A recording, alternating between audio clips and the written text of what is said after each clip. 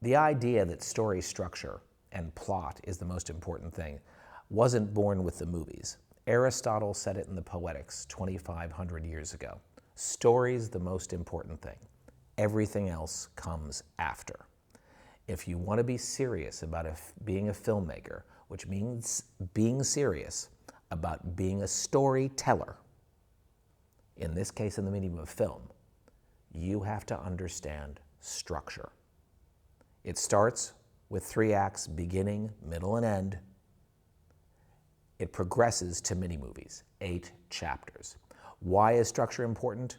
Look, structure, without anything else that people talk about in stories, without the explosions, without the car chases, without the pretty costumes, without beautiful art direction,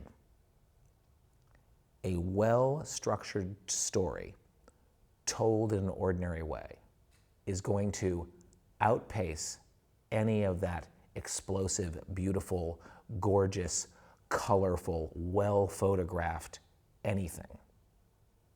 You can have all of that beauty, all of that eye candy, but without a narrative through line that is well-structured to hang a beautiful string, to hang those beautiful pearls on.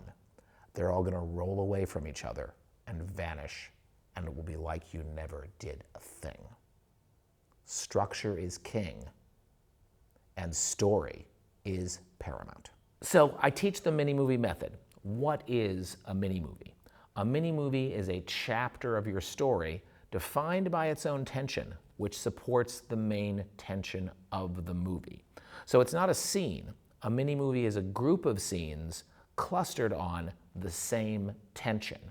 So in the thriller Seven, when we're hunting a serial killer, a mini-movie is usually defined by one of the 7 deadly sins that the killer is staging as one of his murders this time.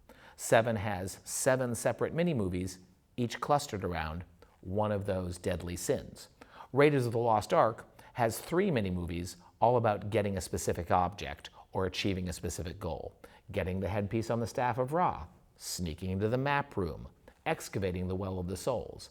Each of those drives about 15 minutes of the movie and is a discrete chapter of the movie, a chunk of the story that is a mini movie all to itself with the main tension that supports the movie. So again, this is based on a reel of film. How much film a reel holds? About 15 minutes. 8 of these make up a 2-hour movie. 7 might make up a movie of 105 minutes, which is with a slightly faster pace. 6 of them might be a 90-minute movie with a very brisk pace. But the mini-movie is like a short film, and then the next short film features the same characters and the next 15 minutes in their lives.